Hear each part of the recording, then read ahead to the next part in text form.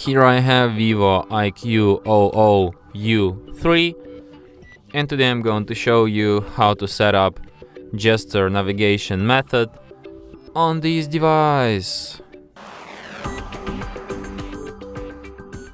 So to do this, firstly you have to open Settings, then you should go to the System section and then to the System navigation. You can switch from 3 buttons to gesture navigation just like this. And you can also hide bottom bar, I mean this one, so it looks even more aesthetic. And that's it. Thanks for watching.